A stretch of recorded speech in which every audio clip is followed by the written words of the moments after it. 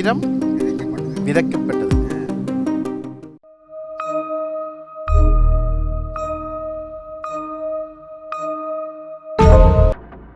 Hello friends, പുതിയൊരു വീഡിയോയിലേക്ക് എല്ലാവർക്കും ഒരിക്കൽ കൂടി സ്വാഗതം. തമിഴ്നാട്ടിലെ മേട്ടൂരിൽ നിന്ന് 40 കിലോമീറ്റർ കഴിഞ്ഞ് MM ഹിൽസ് എന്ന സ്ഥലം കൊടുങ്കാടുകൾ കൊണ്ട് നിറഞ്ഞ മലമ്പ്രദേശമാണ്. മനുഷ്യരുടെ കാലടി പതിയാത്ത കൊടുങ്കാട്.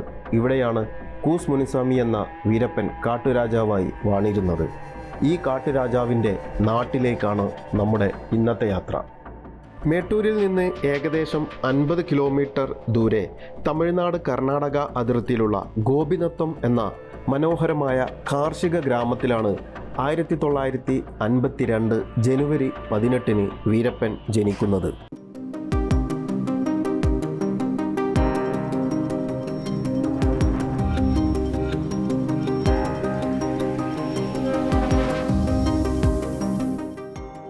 കന്നുകാലികളെ മേച്ച് ഉപജീവനം കഴിഞ്ഞിരുന്ന ഒരു ഫാമിലിയിലാണ് വീരപ്പൻ ജനിച്ചതെങ്കിലും കാടിനോട് ചേർന്ന് കിടക്കുന്ന പ്രദേശമായതുകൊണ്ട് കാട്ടുവിഭവങ്ങൾ കൂടി ഇവരുടെ ഉപജീവനത്തിൻ്റെ ഒരു മാർഗമായിരുന്നു. ആ കാലഘട്ടങ്ങളിൽ കാട്ടുവിഭവങ്ങൾ എടുക്കുന്നതിന് യാതൊരുവിധ നിയമപരമായ വിലക്കുകളും ഉണ്ടായിരുന്നില്ല. അതുകൊണ്ട് തന്നെ സമീപത്തുള്ള കാടുകളിൽ പോയി വേട്ടയാടലും കാട്ടുവിഭവങ്ങൾ സമാഹരിക്കലും ഗ്രാമവാസികളുടെ ദിനചര്യയിൽപ്പെട്ടതായിരുന്നു എന്ന് തന്നെ വേണമെങ്കിൽ പറയാം. തൻ്റെ 13ാമത്തെ വയസ്സിൽ തന്നെ ലക്ഷണമൊത്ത ഒരു വേട്ടക്കാരനായി മാറിയിരുന്നു വീരപ്പൻ. വീരപ്പൻ്റെ അച്ഛൻ്റെ പേര് കൂസ് മുനിസ്വാമി, അമ്മ പൊന്നുത്തായി. ഇവർക്ക് മൊത്തം 5 മക്കളായിരുന്നു. അവരിൽ മൂത്ത ആള് മാതയ്യൻ, രണ്ടാമത്തെയാൾ വീരപ്പൻ, മൂന്നാമത്തെയാൾ അർജുനൻ. കൂടാതെ മുനിയമ്മ, മാരിയമ്മ എന്ന പേരിൽ 2 പെൺമക്കളും ഇവർക്കുണ്ടായിരുന്നു. വളരെ കഷ്ടപ്പെട്ടിട്ടാണ് ഈ 5 മക്കളെയും വളർത്തിയിരുന്നത്. ഒരു നേരത്തെ ഭക്ഷണത്തിന് പോലും അത്രത്തോളം കഷ്ടപ്പാടായിരുന്നു ആ കുടുംബത്തിൽ. കൂലിക്ക് ആടുകളെ മേയ്ക്കലായിരുന്നു വീരപ്പൻ്റെ അച്ഛൻ്റെ ജോലി. ചെറുപ്പം മുതലേ ആടുകളെ മേയ്ക്കാൻ വീരപ്പനും കൂടെ കാട്ടിൽ പോകുമായിരുന്നു. അങ്ങനെ കാടിനെക്കുറിച്ച് ചെറുപ്പം മുതലേ വീരപ്പന് നല്ല വശമായിരുന്നു. ചെറുപ്പം മുതൽ തന്നെ നല്ലൊരു വേട്ടക്കാരനാവുക എന്നതായിരുന്നു വീരപ്പൻ്റെ ജീവിതത്തിലെ ഏറ്റവും വലിയ ആഗ്രഹം. അച്ഛൻ്റെ കൂടെ കയ്യാളായി പോയിട്ട് വേട്ടയെല്ലാം വീരപ്പൻ നന്നായി പഠിച്ചു. ഒരിക്കൽ കാട്ടിൽ വേട്ടയ്ക്ക് പോയ സമയത്ത് വീരപ്പൻ തൻ്റെ ബന്ധത്തിലുള്ള സേവി കൗണ്ടറെ കാട്ടിൽ വെച്ച് കണ്ടു. തൻ്റെ വേട്ടയാടാനുള്ള അതിയായ ആഗ്രഹം സേവി കൗണ്ടറോട് വീരപ്പൻ അറിയിച്ചു. അവരാണ് ആനയെ ഷൂട്ട് ചെയ്യുന്നത് വീരപ്പന് പഠിപ്പിച്ചു കൊടുക്കുന്നത്. എങ്ങനെ, എവിടെ ആനയെ ഷൂട്ട് ചെയ്യണം എന്ന് വീരപ്പനെ നന്നായി പഠിപ്പിച്ചു കൊടുത്തു. 577 ഡബിൾ ബാരൽ ഉപയോഗിച്ച് ആദ്യത്തെ ആനവേട്ട നടത്തി വീരപ്പൻ തൻ്റെ കഴിവ് തെളിയിച്ചു.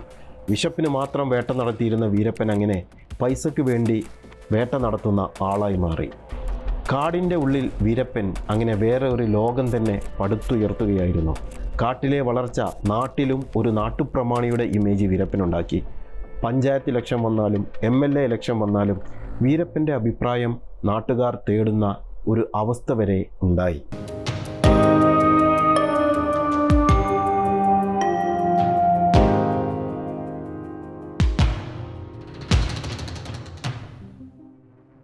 നമ്മുടെ യാത്ര ഇപ്പോൾ മൂലക്കാട് എന്ന് പറയുന്ന സ്ഥലത്താണ്. ഇവിടെ കാവേരി നദിയുടെ തീരത്താണ് വീരപ്പനെ അടക്കിയിട്ടുള്ളത്. എല്ലാ വർഷവും വീരപ്പൻ്റെ മരണ ദിവസം ഇവിടെ വീരപ്പൻ്റെ ബന്ധുക്കളൊക്കെ വന്ന് ഇവിടെ ഫംഗ്ഷനൊക്കെ നടത്താറുണ്ട്. അങ്ങനെ നമ്മൾ 35 വർഷത്തോളം 3 സംസ്ഥാനങ്ങളെ കിടുകിടാ ഉറപ്പിച്ച ആ വീരപ്പൻ എന്ന കാട്ടുരാജാവിൻ്റെ കുടീരത്തിൻ്റെ അടുത്ത് എത്തിയിട്ടുണ്ട്. നമ്മൾ വണ്ടി നിർത്തിയിട്ട് ആ കല്ലറയുടെ അടുത്തേക്ക് പോയിക്കൊണ്ടിരിക്കുകയാണ്. ഒരുപാട് വീഡിയോകളിലൊക്കെ ഈ കല്ലറ കാണുമ്പോഴും ഇവിടെ വരണം എന്നിട്ടുള്ള ഒരു ആഗ്രഹം കുറേ ആയിട്ടുണ്ടായിരുന്നു.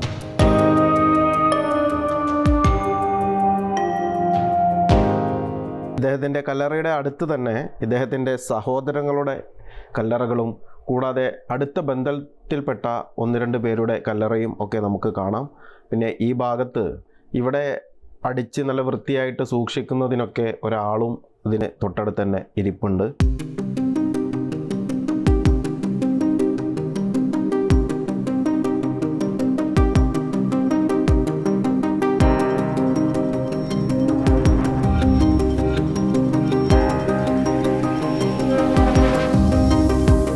நீங்கள் இங்கே தானே தங்கிட்டு இருக்கோம்?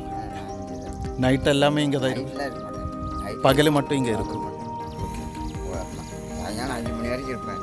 ஓகே. அதுக்கு மேலே வீட்டுக்கு போய் வீடு இருக்குல்ல, இங்கே பக்கம்தான். Okay okay. அது முடிஞ்சு காலையில் எல்லாம் வந்து சுத்தமாக கூட்டி விட்டு காலையில் போகிற பற்றி வச்சு வாங்கி போட்டு ஓகே ஓகே. இது விளக்குலாம் வைப்பேன். அதெல்லாம் பண்ணுவேன். இது அண்ணன் மாதையன். மாறியன். ஓகே. இது அவர். பெருசு அது. Okay okay okay okay. இப்படி மகன் தான் இது வக்கீல். வக்கீல். இது இவர் தான். இது கடைசி இறந்தவர் இவர் தானே வக்கீல்? இல்லை, ஃபஸ்ட்டு இறந்தவர் இவர் தான். ரெண்டாவது தான் இவர். கல்பம் போட்டு